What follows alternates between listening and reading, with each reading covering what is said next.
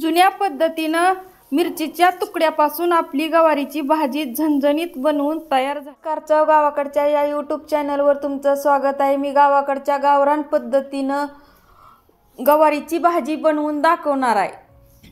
त्याकरिता लागणारं आपण साहित्य बघून घेऊ। मी पाव किलोतले निम्मी गवारी घेतलेली आहे, धुवून निवडून घेतलेली आहे अशी तुकडे करून। ही मिरच्या पण 8-9 घेतल्यात तुकडे करून, आणि लसणाचे 2-4 पाकळ्या पण असा चिचून घेतलेला आहे तुकडे करून लसणाचे पण, आणि हिरव्या मिरची गवारी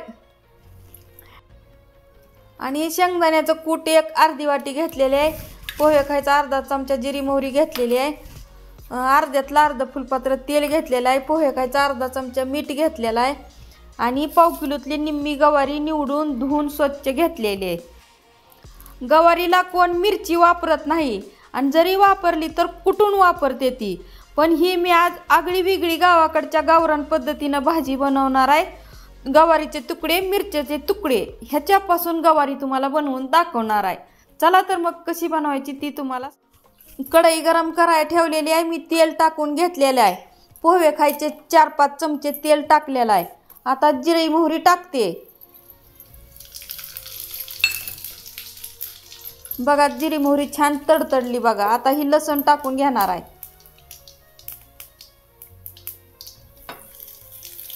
आता ही मिरची पण टाकून घेणार आहे।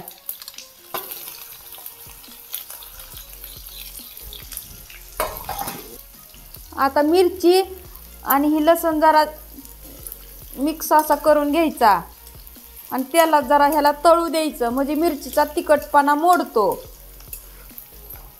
आणि ही मोडून मिरचू आणि मोडून गवारी ह्याचं नाव आहे बघा असं।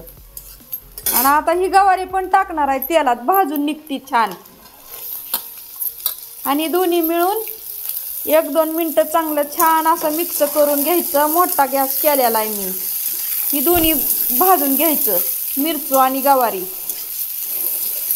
ही झणझणीत भाजी खायला छान एकदम लागती, आणि तुम्हाला रस्सा बनवायचा असला तरी बनवू शकता, आणि सुकी करायची असली तरी तुमच्या आवडीनं करू शकता। मस्त आता आपली गवारी मिरची सगळं ही भाजली गेली बघा। आता ही कूट आणि मीठ टाकणार आहे ह्यात सगळंच। मीठ ही तुमच्या चवीप्रमाणे तुम्ही टाकू शकता। अशी मिक्स करून घ्यायची।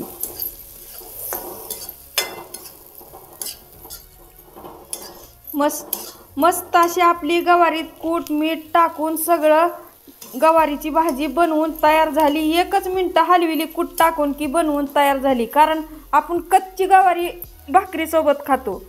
ही तर तेलात परतल्यामुळं लगेच छान आपली गवारीची भाजी बनवून तयार झाली बघा।